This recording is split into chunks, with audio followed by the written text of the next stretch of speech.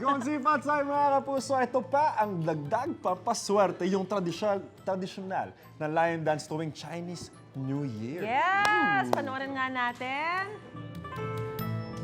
Asan siya? I'm Mamaya sure pa ang sayang panoorin yan at nakakataboy pa raw ng malas, di ba? Sina Sean at Chef JR ready na maghatid ng swerte sa Binondo dahil may kasama silang lion na kakaiba sa lahat.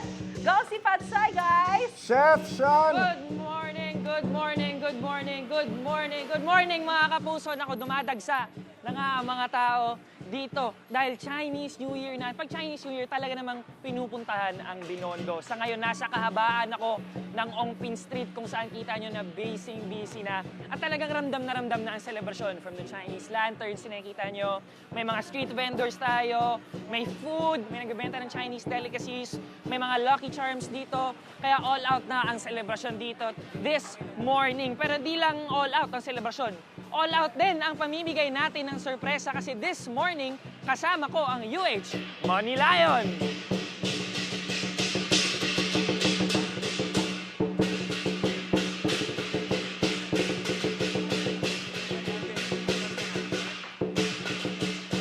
Kasama ko ang UH Money Lion ngayong umaga para mamigay ng swerte. Kaya maghanap na tayo ng bibigyan natin ng swerte. Tara guys, gumala naman tayo. Let's go, let's go!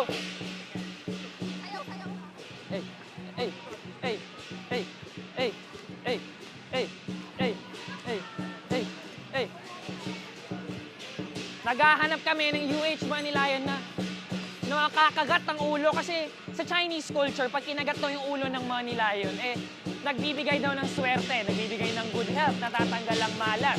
Yun ang tinatawag nilang shishimay. Kaya tara, maghanap na tayo ng una nating bibigyan ng swerte.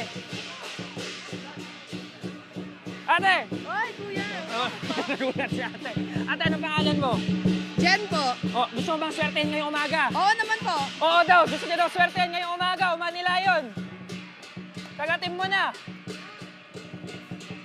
Ay, gaya nga ng sinabi ko kanina mga kapuso, ginagawa natin yan kasi base sa Chinese culture, nagtatagal daw yan ng malas at nagbibigay ng good health. At pag sa mga bata naman, it helps them with school. O, ate, kinagat ka na nito. So, bibigyan ka na ng swerte.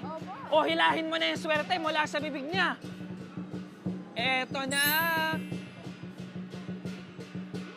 Bang! 100, 200, 300, 400, 5, 6, 7, 8, 9, 1,000 pesos! Thank you po. O ate, anong gagawin mo sa 1,000 pesos ngayong Chinese New Year? Pampasyal dito, pampamili-mili po para makaswerte pa sa iba.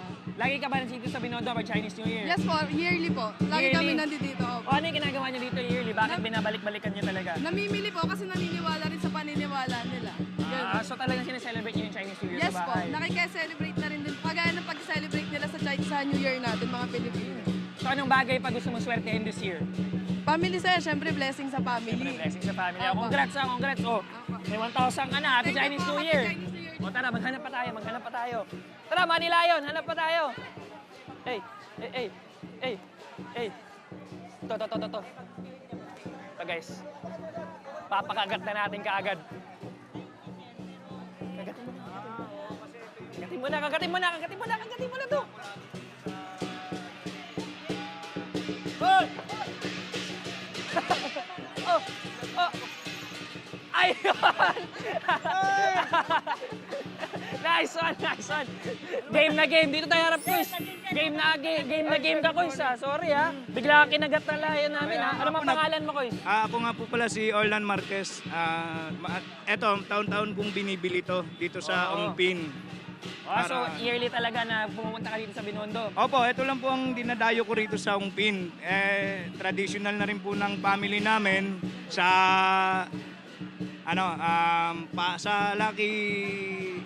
sa Mendor, sinasabi sa Mendor para lucky para cat. maswertehin, Oh, no? para pasok Sakto, swerte. kinagat ka na layo namin kasi Yun nga po, maswerte ka this morning. O sige, hilahin mo pa yung extra swerte. Sa Money Lion natin. O, hilahin mo. Dahan-dahan. Bilangin natin, ha? Yan. Hilahin mo, dahan-dahan. Okay. Hoy, 100, ng pera. 200, 300, 400, 500, 6, 7, 8, 9, 1,000, 1,100, 200, 300, 400, 1,500 pesos! Oh, ano gagawin mo sa perang yan, boys? Thank you sir at may panganda na rin kami ngayong Chinese New Year. What up? Max, masarap yung handa niya mamaya.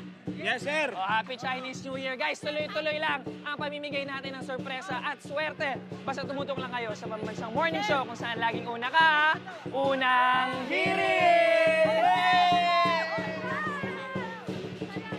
Hey, hey. Wait! Wait, wait, wait! Wait lang, wag mo muna i-close. Mag-subscribe ka na muna sa GMA Public Affairs YouTube channel para lagi kang una sa mga latest kwento at balita.